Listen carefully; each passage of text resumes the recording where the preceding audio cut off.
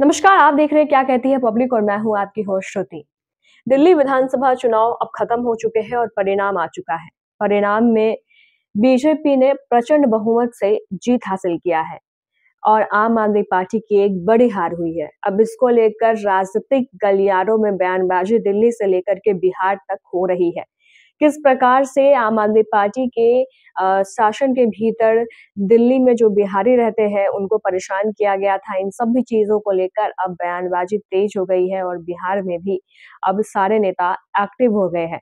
साथ ही साथ अरविंद केजरीवाल की ये हार जो है वो इंडिया अलायंस को कमजोर कर दी है बेशक, क्योंकि एक मजबूत घटक दल थे इंडिया अलायंस के आम आदमी पार्टी।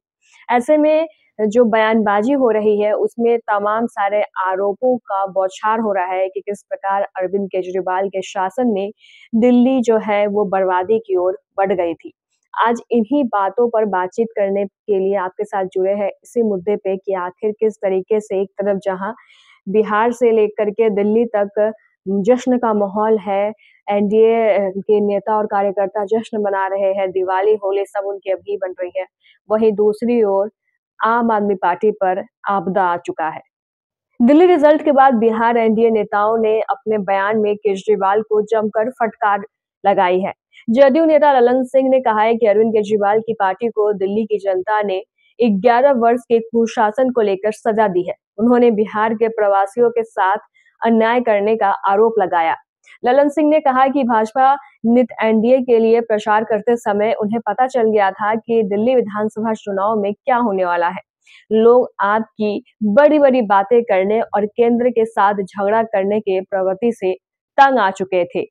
जदयू नेता ने आरोप लगाया कि लोगों को पीने के पानी जैसे बुनियादी चीजें भी उपलब्ध नहीं थी और केजरीवाल के पास केवल दावे के अलावा और कोई चारा नहीं था।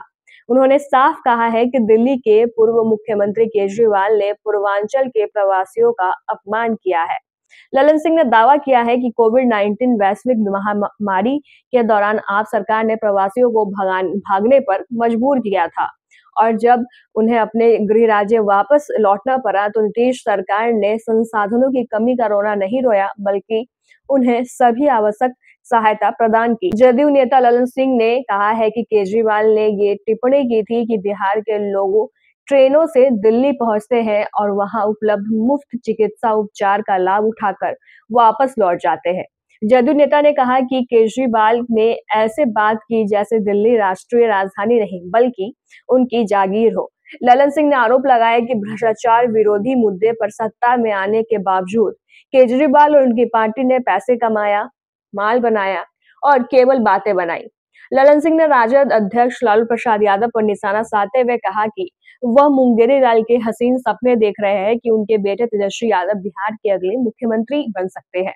इस तरीके से जदयू नेता ललन सिंह ने कई सारे आरोप जो है वो आम आदमी पार्टी के राष्ट्रीय संयोजक अरविंद केजरीवाल के ऊपर लगाया है कि अरविंद केजरीवाल चाहे वो वैश्विक महामारी कोविड-19 हो, उस दौरान जो है मजदूरों को मजबूर किया था वहां से भागने के लिए और जब मजदूर वहां से भाग करके अपने गृह राज्य बिहार आए थे, उस समय जो है नीतीश कुमार की सरकार ने संसाधनों की कमी का रोना ना रो करके सभी प्रवासी मजदूरों का सहायता की किया था। हर जो पॉसिबल सहायता थी, हेल्प थी, उनकी की गई थी। साथ ही साथ उन्होंने ये भी कहा था कि बिहार से आम आदमी पार्टी के राष्ट्रीय संयोजक ने कहा था कि बिहार से लोग ट्रेनों में भर करके दिल्ली आते हैं और मुफ्त चिकित्सा का लाभ उठा करके वापस बिहार लौट जाते हैं। इस पर जदयू नेता ललन सिंह ने साफ कर दिया है कि राष्ट्रीय राजधानी किसी की जागीर नहीं है, लेकिन आम आदमी पार्टी को लगने लगा था कि राष्ट्रीय राजधानी दिल्ली उनकी जागीर है, लेकिन इसको लेकर के अब सभी नेता, जितने भी एनडीए के नेता हैं, वो आम आदमी पार्टी पर हमलावर दिख रहे हैं और एक लंबे समय के बाद बीजेपी दिल्ली आ चुकी है। बीजेपी दिल्ली में सरकार बनाने जा रही है और इसके बाद सबसे अहम चुनाव जो है वो बिहार विधानसभा चुनाव माना जा रहा है और ऐसे में बीजेपी जो दिल्ली में अपना एक दबदबा दिखाई है, इसका असर बिहार में देखने को जरूर मिलेगा। हालांकि आपकी इस पूरी खबर में क्या राय है, कमेंट करके हमें जरूर बताएं। हमारे साथ जुड़ने के लिए बहुत बहुत धन्यवाद।